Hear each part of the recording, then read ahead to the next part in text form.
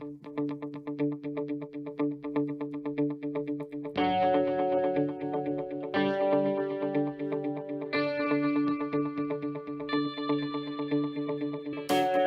welcome back, everybody. It's time once again for another episode of Health Talks with Dr. Trin. The one show, the only show that shows you the path towards a healthier life, one conversation at a time. And today we've got not just one conversation, we got multiple conversations with multiple people here today, all talking about an issue that we've touched on before, but we're going to delve deeper into it. This idea of, what do we call it? Faith-based community nursing? No, faith community nursing. See, I mixed it up already here.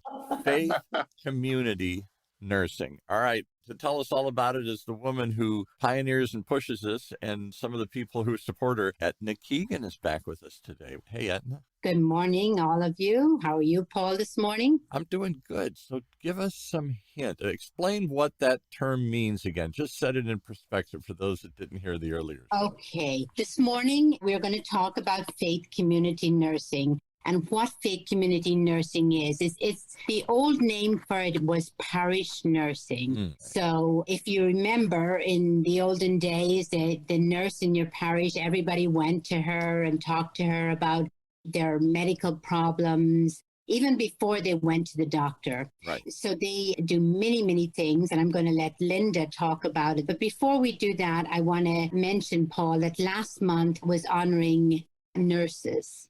Oh, all okay. over the world. I didn't know that. And May 5th was Nurse Week that week.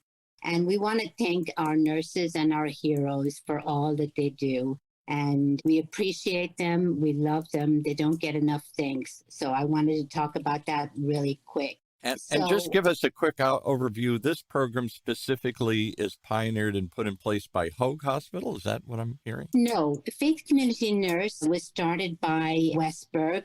Okay. And he pioneered the parish nursing role.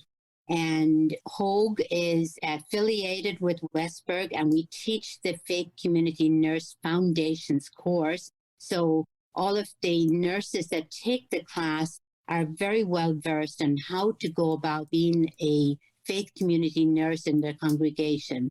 Now, it's interdenominational. That's what I was going to say. Is it based on one denomination, or is this spread across all faiths there? No. We have faith community nurses. We train them to be able to work within their role at what to do, what not to do, how to help, how to walk alongside their attendees or clients of their church members, temple members, mosque members, Catholic churches. They provide programs to help. This past weekend, we did a fall prevention class and a exercise class for seniors in one of the congregations. We do blood drives, we do blood pressures, we do educational programs to help our seniors and oftentimes help them stay at home in their own house. Go to their doctors with them to help them, because as you get older, sometimes you don't remember what. Oh, you remember what the doctor said. You always need to have somebody alongside you. That was my late aunt and my late mother both. What did the doctor say? I don't know. Yeah. Somebody had to go with them. You have My sister is the same way. I asked her, what did the doctor say? Oh, he put me on a new medication. What's the medication? I don't know. I don't know. I just do what he says or she says. All right. So today you brought with us not just your own expertise in teaching these classes and spreading this idea, but you brought somebody who does it. Is a in her church. That's right. So we have with us Linda is one of these faith community nurses for where? What community do you serve? So we are with University United Methodist Church in Irvine. Okay. I drive right by it every time I go to campus there. Yeah. Yeah, stop in anytime. We'd love to see you. And what the heck do you do, and how do you do it? Do you do this for free? Do you get paid by somebody? How does this all work? Well, the good news is we do it for free. The reward is the joy, and that sounds hokey, but it really is true. Yeah. We are really blessed as a congregation to have 10 registered nurses, some still active, some retired, but which has been a blessing to us to really keep the program going. And with Hoag's support, we started to affiliate with them 8 years ago. And they have given us an opportunity to provide not just to our congregation, but to the community, CPR AED classes. We sponsor flu shot clinics. As Eithne said, we do blood drives. We have community education programs. We sponsor developmental screenings for kids ages birth through 5 years of age. So Eithne kind of talked about the part that we do for our seniors, and our congregation is a lot senior, so we do quite a bit for them, but we also do a lot for our kids as well. So in addition to the developmental screenings, we also each year host a teddy bear clinic. Teddy bear clinic. Okay. All right. Yeah. So that we have Child's World Preschool on our campus, and every December they have a winter festival. And so we are one of the stations at the festival. So the kids know ahead of time that we'll be there. They bring their stuffed animals of all kinds. Could be a teddy bear, a dog, a horse, an alien, anything. Yeah, right. And we sit down with them. They introduce us to their favorite animal. They tell us what's great about them and what their problems are. And we take them through a physical assessment. So we let them take their temperature and listen to their heart and take their blood pressure and bandage their wounds and that sort of thing. And then at the end of the whole process, they get a certificate that says their animal is in very good health. And that, the idea of doing this is to just give kids a safe place to kind of do some of those procedures and just routine exam things that they would go through in a doctor's office. So what an incredible idea. Eithne, who came up with that idea? Because now you get the kids thinking of health, and they are taking care of their little imaginary friend here, and in the process learn what they're going to go through in an examination by doing it not on themselves. And, oh my God, what comes next? And this is scary, and I'm going to get a shot, and it's going to hurt. Instead, they're taking control of their little stuffed animal. So I think of my grandson and all his little baby Yodas that he collects there. And he has all these baby Yodas from the Mandalorian series. And he just carries them. He's still 8, but he just loves them. And his little 2-year-old brother, who literally walks around holding them all the time, like it's his best friend. What a cool idea. Who came up with that? One of our nurses was assistant dean of the nursing program at Saddleback, and she and some of her peers had done it in the past. So it probably goes back way farther than that. I'm not even sure, but she brought the idea to us, and we in turn took it to the preschool and just kind of turned it into our own kind of a program. I think that's something. Is anybody else doing that, Eithne, or is that just in this community?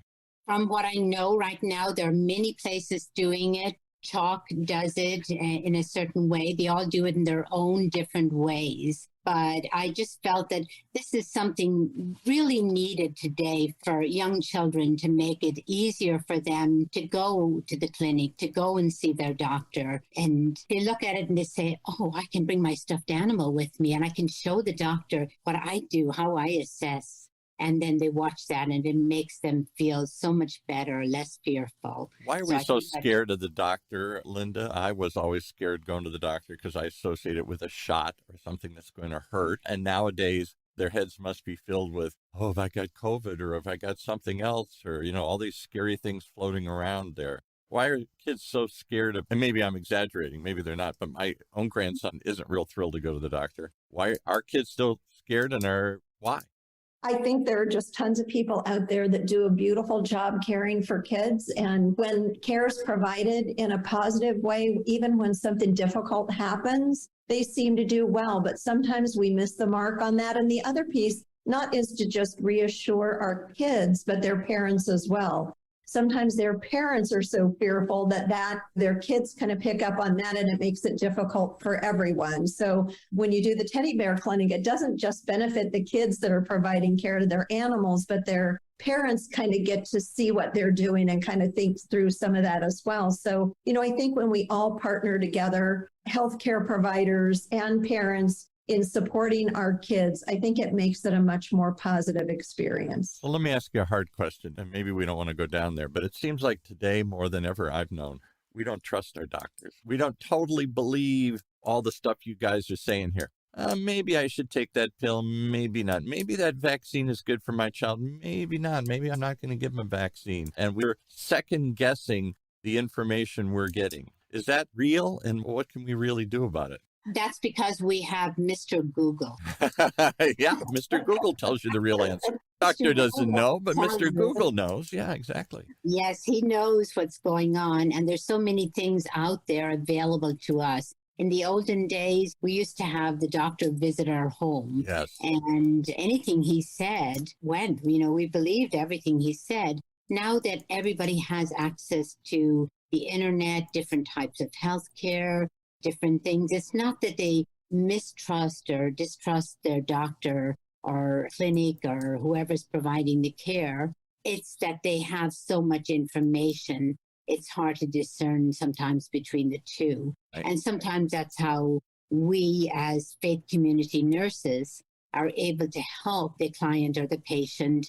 We're able to sit down with them, go over their medications, go over the list they're on, go over their diseases, what should they be doing, what nutrition plan should they be following with their medications, what they can take with their medications, that what's contraindicated. In Lipitor for cholesterol, you wouldn't have grapefruit with that. Right. So who would know that if they weren't told that? So that's one of the benefits of a faith community nurse, to come alongside the patient, be there for the patient, walk with them through all of this. Because when somebody gets an illness, whatever it is, whether it's heart, whether it's cancer, whatever it is, they're scared. Right. Like you said some time ago, your aunt didn't have anybody to come alongside her. No. You didn't have anybody to come alongside you. No. Linda fits that perfect role along with her colleagues in doing this. And Linda, if you want to talk a little bit more about what you do with the seniors in your and give us some examples, stories. You don't have to name names, but just here's an example of how you've helped somebody, not just the clinics and giving more access to information, but one-on-one. What kind of questions you hear? Tell me a real story. You kind of alluded a little bit to COVID, and there have been quite a few questions about that. I'll bet. And helping people. The great part about faith community nursing is that we have the gift of time to spend with people, really hear what their fears and concerns are. Amen. They're not being pushed out in 5 minutes. My number one complaint. Right. You have an opportunity to listen. What are your values? What are your fears? What are your beliefs? And you can help move them to hopefully make helpful decisions, meeting them where they actually come from. So we've done a lot towards helping people understand COVID vaccine and COVID protocols, that sort of thing. We've had a number of people that have had family members that have been hospitalized and were struggling with decision making, and we were able to sit down and help them understand disease processes and options and differences between hospice and palliative care, and some of those choices that they were being given and not really having it explained to them. And even just with our health screenings, I can't tell you how many people we've actually done hearing screenings on and moved them to get hearing aids. It doesn't seem like a big deal, but it's huge when people become sort of cut off from the world and they don't even realize it because they don't really hear what's going on. So, to watch something like that and suddenly their spouse is coming up to us and saying, oh my gosh, thank you so much for identifying this issue. We were able to finally move my husband or wife to get what they needed. So you just brought up the key question. Where do you go in serious health issues? And I've talked about it many times, the sudden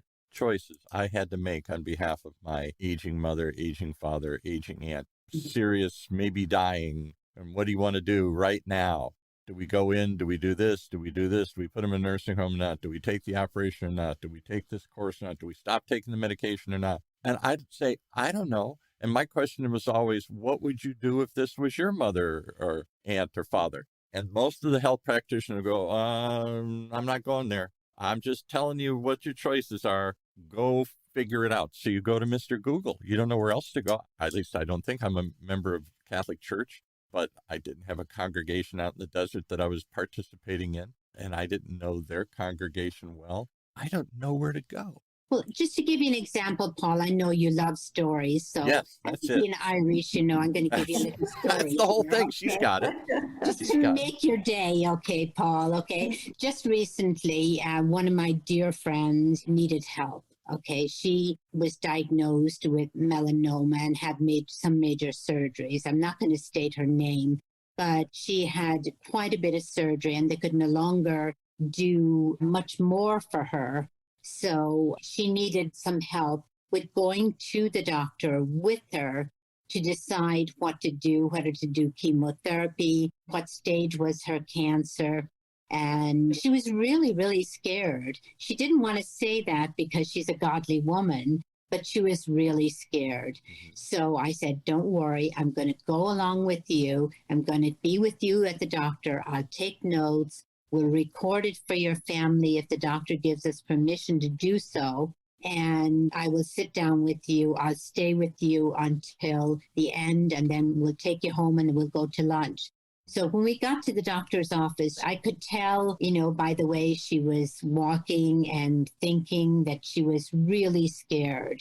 What was the doctor going to say? Is this going to be the end? Is this terminal cancer, that nothing can be done? And she had planned for a couple of weddings that she wanted to attend of her grandchildren. And so we went in, we sat down, we were talking. I knew the right questions to ask because of my training as a faith community nurse. I knew the right questions to ask the doctor. And we just sat down and we talked it through. And he said, I don't think that your cancer is stage 4. I think it's only stage 3. But we're not going to make a decision today on doing chemotherapy. We're going to do this. We're going to do a PET scan. We're going to do blood work. We're going to do genetic markers. We're going to do all these things. And then we will decide at that time what's going to happen and how we will go through. Well, you would be amazed. She would not have known what questions to ask. No. And you would have been amazed to see her demeanor change from being totally scared and not knowing to what to expect. And then she felt so much relief. And she's going through the testing right now. And it made her day and her life much better. She was able to go to the weddings. She asked the doctor, can I go to the weddings? Of course you can.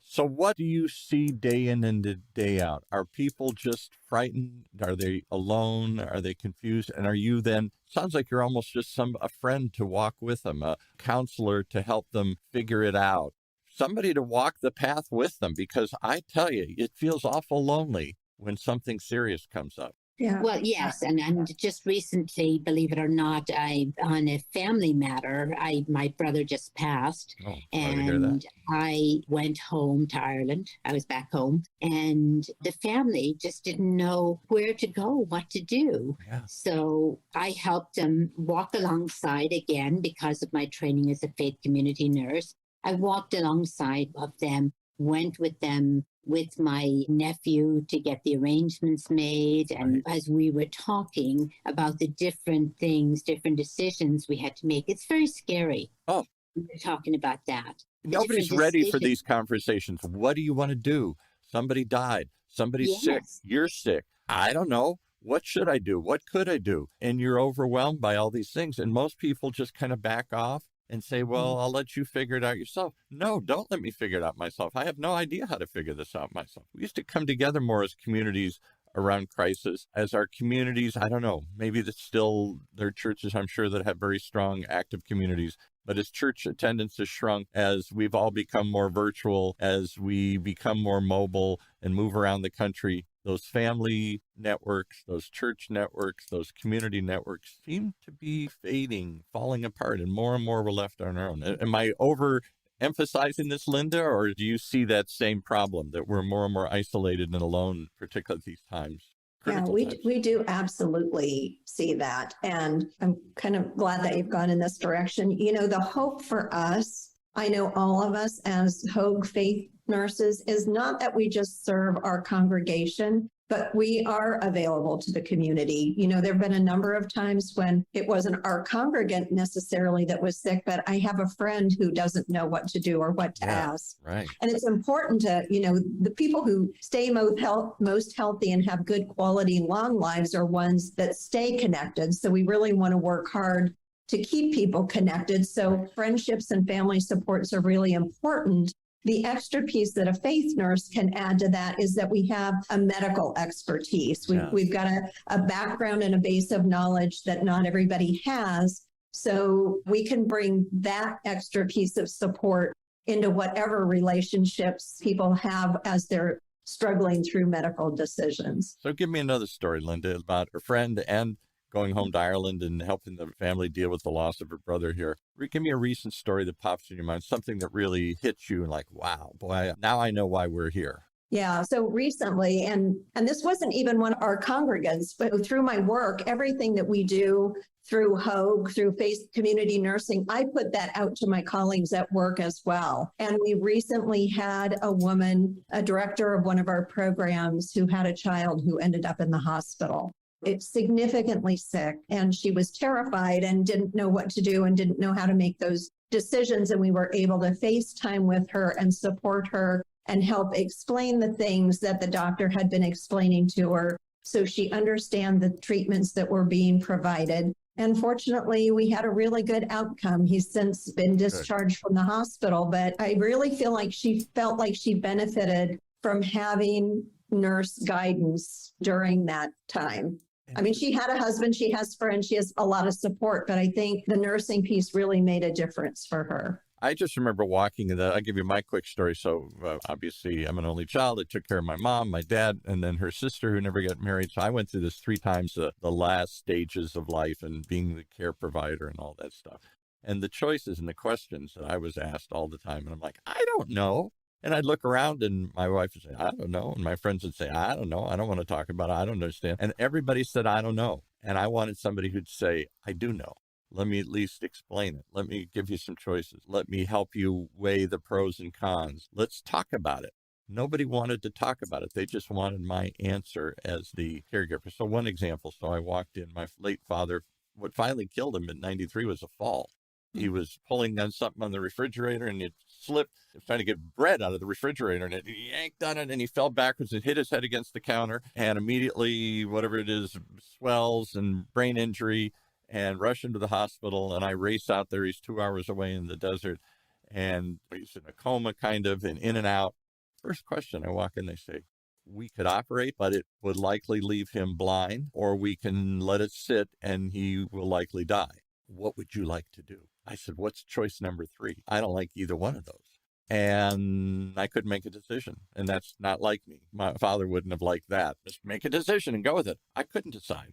Not in that moment, not in that grief, not in that anxiety. And so we waited and it went down and subsided. And then they said, okay, the crisis had passed. Well, it didn't crash. A month later, in and out, he finally died. But I was so stunned and I was so angry at everybody. What you want me? Tell me what you think I should do or explain this to me. But they're like, time's up. You got to decide right now. And I can't tell you.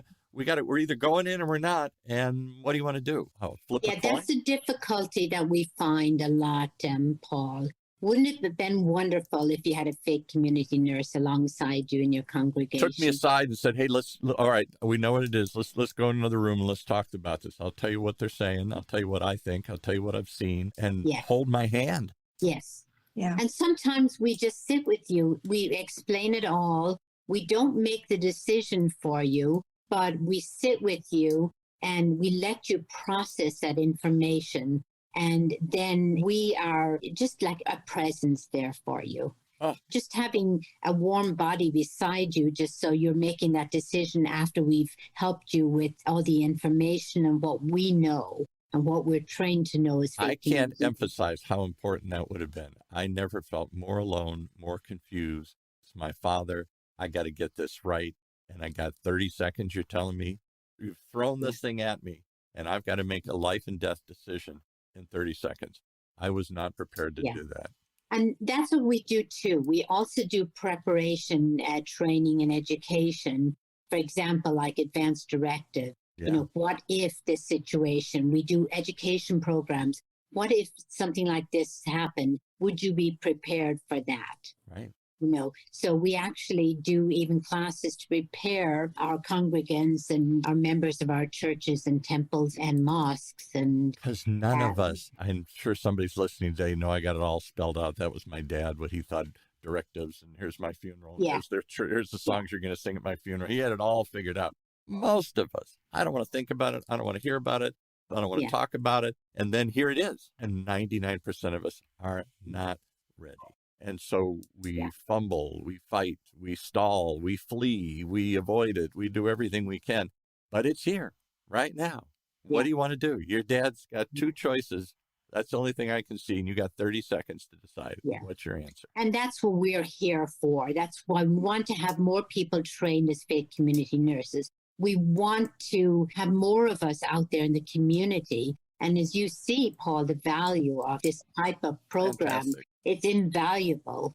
And Linda, she just retired from the Irvine Unified School District just this past week. And were you a nurse there, or is this something you've now? Oh, no. Yeah, I was a nurse for the district. And, in thinking about what you were saying about not being prepared, none of us in a crisis, even Eithne and I, are not completely prepared. However, what you said about not wanting to talk about it or think about it, we are really working hard with both our church and our community to try to move people to be willing to have those conversations. Last fall, we put together a life strategies series. There's a speaker, through our connections with Hogue, we were able to bring someone in and do a 3-part series. And it talked about things like, how do we maintain our health and how do we age gracefully? And what are the differences between hospice and palliative care and that sort of thing? And get your questions answered. And then 2 years in a row, we showed different documentaries. One was Endgame with Dr. B.J. Miller, and the other was Being Mortal with Dr. Atul Gawande. And then we had a discussion afterwards. So people watched, and then we came together and kind of discussed that. And just to give people we are all going to go through illnesses and end of life issues. Not me. I'm not going through any of this stuff. Don't tell me that. I know. Yeah, we all feel that way. No. So, we really want to help people have a safe space to kind of think through some of that. It doesn't take away the difficulty at the end, but it gives you a little bit of solid ground to stand on. And then you know that you can turn to your clergy and your faith community nurse, that sort of thing, when you're really in a difficult situation to kind of move forward. And I think it supports, I'll say we'll give a little private testimony to hear why I still believe in God and go to church. There is something comforting. Maybe it's a fairy tale. I get it. Maybe it is. You can't prove it either way. But there's a comfort in feeling that there's some plan, some purpose to all of this stuff here. Somebody's guiding it other than me, because I don't know where the heck to turn left or right here. And that there's some resource that can help me, give me some strength, give me some insight or whatever. And specifically say, well, you don't need to go to a church to do that. That's true. But in belonging to, in my case, a Catholic faith, that's the tradition I was raised in. And that's the tradition I feel. It's the faith of my fathers, as they say. I found at those crises, it was something to lean on. And it was something to guide me. At least we knew what the final steps were going to be. All right, we got to get this ready. We got to do this. We got to call the priest. There was something to do. I look at people today and their parents die or something happens and they go, I don't know. What happened to your mom? She died. Or they don't say died. She passed. We lost her. No, we didn't. I know exactly where she is. But the point is, you don't know nothing kicks in at that moment and says, okay, all right, I need to start doing this. Here's the final steps. Here's the final ceremony. Here's the final process. There is no process. And so we're and there making is it up. comfort in knowing, Paul, that there is a God. And also the purpose of belonging to a community. Yes, both of those. Being part of a congregation, having somebody there to walk alongside you, communities to help you. When you eventually retire, I don't know if you ever will. Never. But when you eventually retire, I think you'll just be like me, never retire, still go until I drop. Having that support system around us, that community around us, and knowing that we serve the same God. When did we think we could do it all alone? I'm an entrepreneur. I'm in charge of my own destiny. I do everything at the station here. I'm in charge. Me. It's all about me. And I get some of that as American, self-reliance, and pull your boots stuff and all that stuff. But at some point, not to sound corny, but it does take a village. It does take a community. Sometimes you need people around you. And we have gone so far towards individualism and work at home and solopreneurs and everything else that we've just taken away some what of did this. that do for us during COVID, during the lockdown? What did it do? It caused isolation. You didn't have your church or community around you. If you had one to begin with. I'm saying many of us didn't have a network before we went into COVID, and now we're really left alone. Yeah. So what do you do when you don't have that network? Then you can't rely on yourself. You're not for everything. Every so often, you got to ask somebody else, a divine power, your next door neighbor. Sometimes you got to get out and seek some help here. And maybe it just reinforces what you already thought. Maybe it's just somebody holding your hand saying it's okay. You'll figure, but you need somebody there. Alone is not the answer to go through all of life here. So Linda. And Linda, asked Linda, what did she do for her people that were isolated during the COVID time? That's exactly where I was going to go. Talk about those isolated. I knew you were. I just beat you to the punch. You got me right there. All right.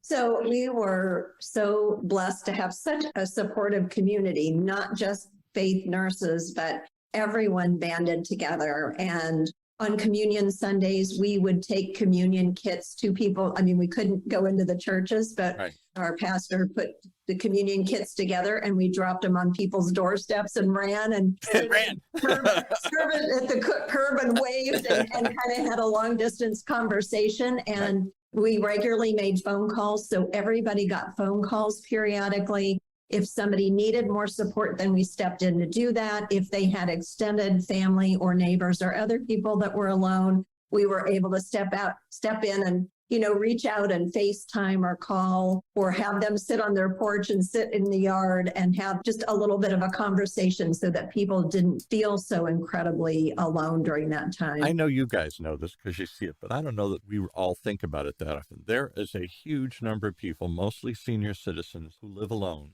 who have no one. There is nobody nearby. If they have a family, they're far away, and they survive day by day with the television or the internet and an occasional phone call from somebody. And I think of my late aunt, I'm going to get all choked up here, but she lived little, poor as a church mouse, as they used to say, a little secretary that retired, and she lived in a little apartment out in the desert. And she had a form of cancer, so she was weak and stuff. But she was feisty. She's Irish. She's going to live alone. No, I don't need anybody's help. I'm fine. And I'd try and call her, if not every day, every other day, and I'd try and go out and see her once a week. But by and large, the whole week would go by, and she only saw two people. There were only two people that came into her life. One was the Meals on Wheels guy that she couldn't wait to see every morning, who brought her meal. And for 5 seconds, jucked in and said that she's still alive.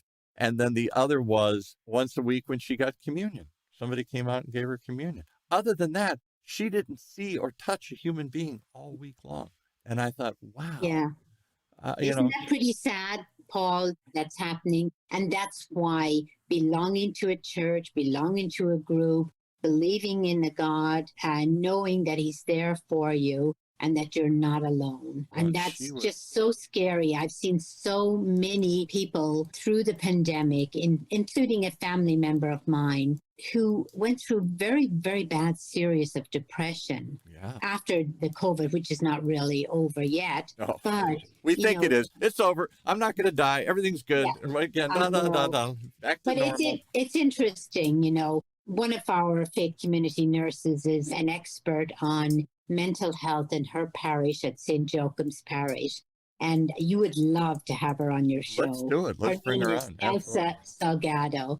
And she is just, oh my gosh, she got a grant written for mental health in her parish. She has she's doing training for mental health. She's just an awesome one. So I'd like to bring her on one of these days. Absolutely. Talk to Dr. Trin. I think let me stop you right there because you brought up two more issues here. So you're there as a resource, someone to walk beside, somebody to give them some more information, help them make a decision. All of that stuff is great before, during, and after probably here. Any crisis, any problem.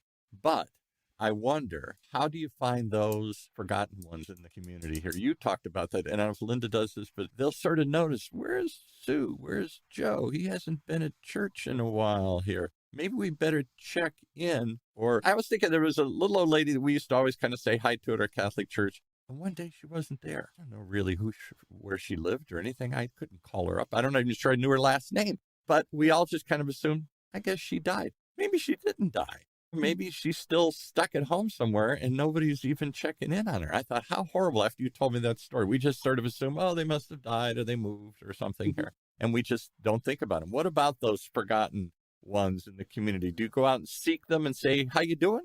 Linda, I'll let you answer that one. I think that is really a profound question. Honestly, I don't think we have a good answer. I mean, we continue to try to do community outreach. The broader our network is, especially reaching so many people, in connection with how the broader our outreach, the more likely we are to have somebody like you that comes to us and says, hey, there's somebody that I haven't seen a while. I don't know much about them. Right. What can we do to try to figure that out? I think we've got a long way to go in forming that solid of a network, but I think we're making small steps in a really good direction towards that, because we really don't want to lose people. The people that are most healthy, the blue zones where people live well over 100 years old and the quality of their life is vibrant. It's the social connections as much as anything else that keeps them so healthy. And we really want to start to figure out how to do that here. Especially difficult, I think, in the United States, but here in particular, the blessing is that we're such a diverse group from a cultural standpoint that there is so much richness in that, but it also helps us be separate. And we really need to find ways to pull people in. You don't have to be from the place that I'm from, and you don't have to believe what I believe, but you're all important. And we want to make sure that we network together and support each other. Boy, I love that idea. I'd love to see more of that. We think more of each other and less of ourselves. We reach out rather than just pull back. And so much of us is that. And I think the other reason I asked that question, we're thinking of all these terrible school shootings we've had recently, another whole round of these things. I don't know, an endless debate, and nothing ever happens, and on and on and on.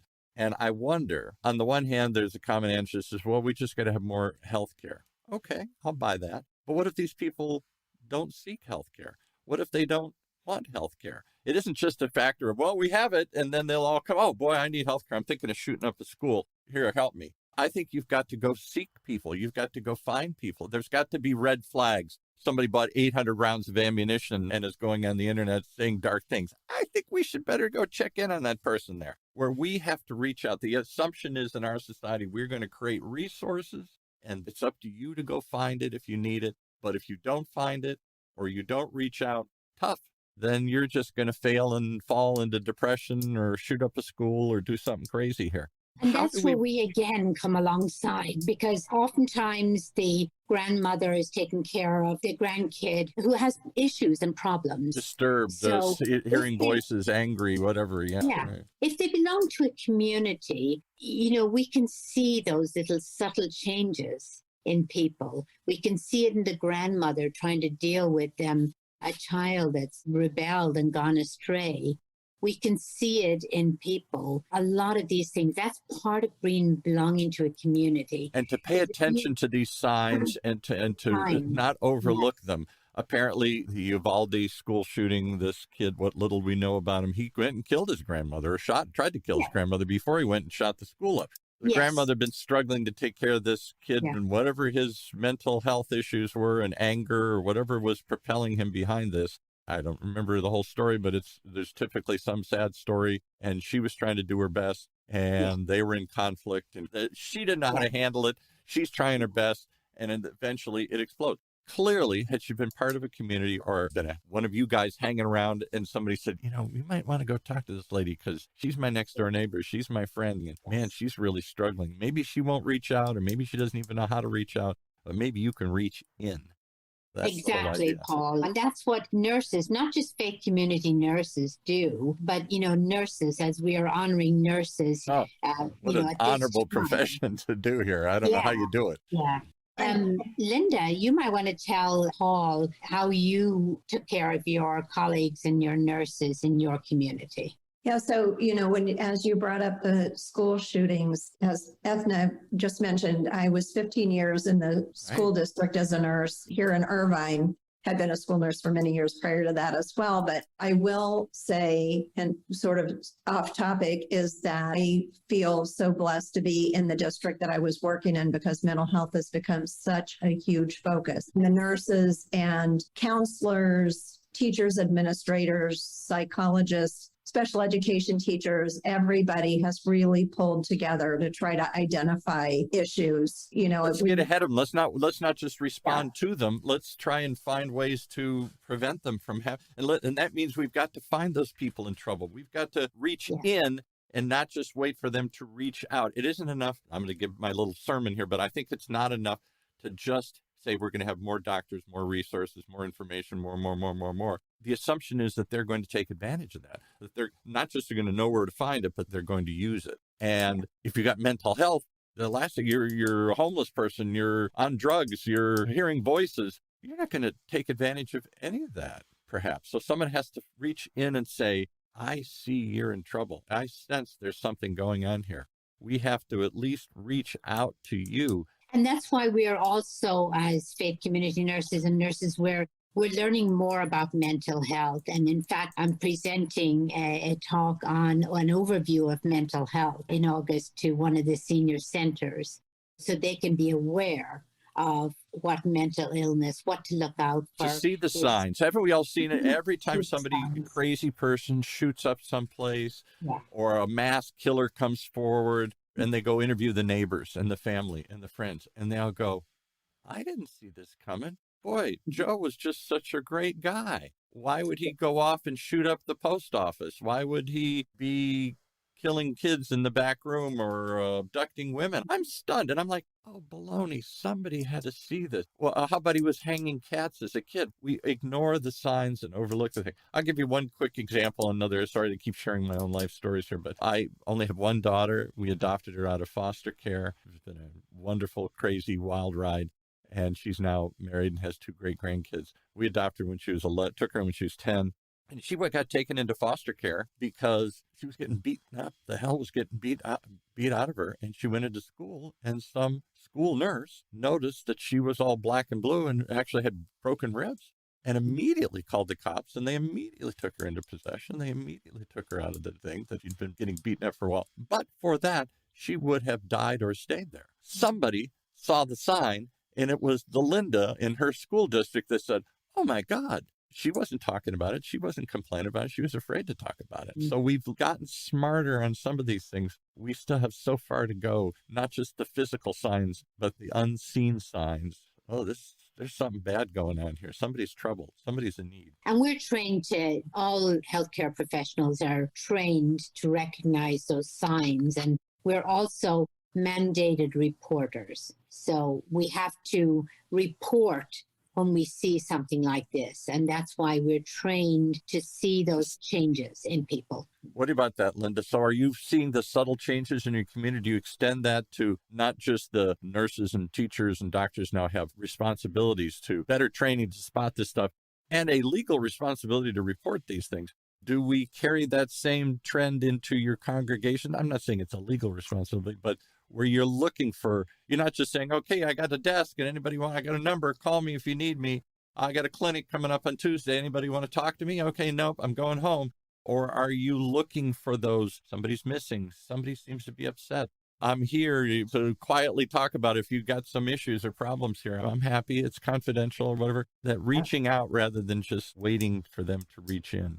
And we're really trying to work on that. And for the last few years in our congregation, we have not only in our constant contact, the information that we push out to the congregation to give them information about mental health and just emotional support, that sort of thing. But then there are many times when we've actually gone in and spoken to the congregation as well and try to just help them be aware of how important it is first to pay attention to yourself and how you're doing, yes, right. But then look around you and how are other people doing as well. And if you don't know what to do, come to one of us and let us help you figure that out. That's it. All right. Well, how do they do that if they want to find you guys? And even if I'm not in your congregation, you're saying we can reach out to you and say, I don't really know how I'm feeling. I don't really know how my family members feel. And I'm a little worried. I don't really know how my neighbor, I don't really know who they are, but they're acting weird or something's going on or I'm worried. How do we find you and make that call?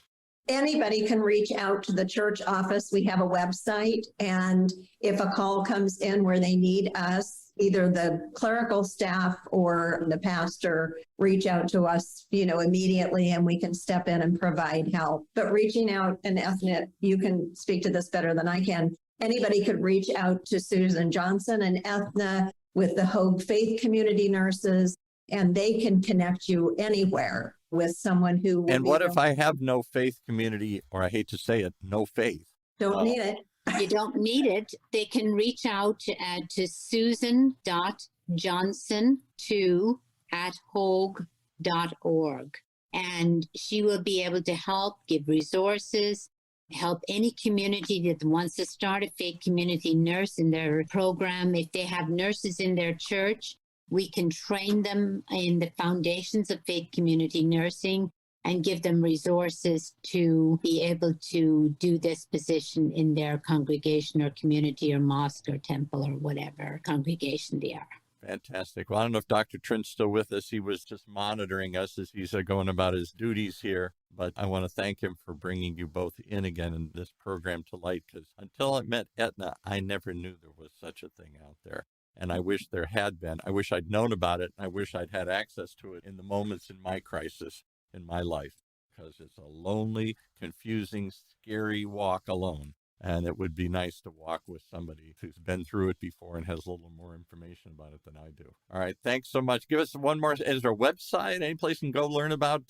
Yeah, you can go on to hoag.org and look up Faith Community Nursing on the website, and you can reach us that way. How many faith community nurses are there? Are there dozens? We at Hoag, Susan, my manager, who is an awesome, awesome manager, by the way.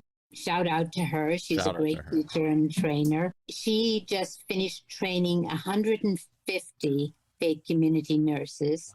And she and Nancy Amo are doing a class right now. And I believe there's 9 in that class right now. Across state. They're not just here in California, but we can train across state as well. Because it's just, I mean, I guess I'm making the wrong assumption that this is fairly new and fairly rare. Maybe it's more widespread than I thought it was here. How many in your congregation, Linda? Are you the only one serving that church? No, we are so blessed. We actually have 10 nurses and a psychologist that make up our health ministries team.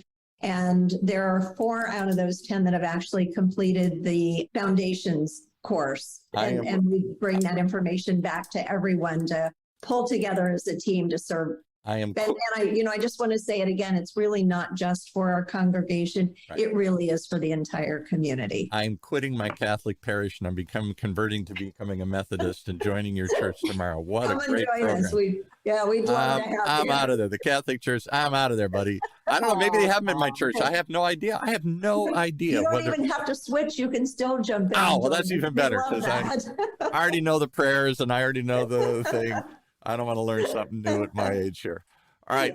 Thank you so much for coming on, both you guys. It's amazing. I hope you come back and share more stories, particularly as we continue to face more and more, what do we call them, crises in our country, one after another. Sometimes we're just so exhausted. It was COVID, and now it's gas prices, and now it's a war, and now it's a school shooting. And it's like, can't we take a break for a while? Oh, my God, one on top of another here. But the hits keep coming.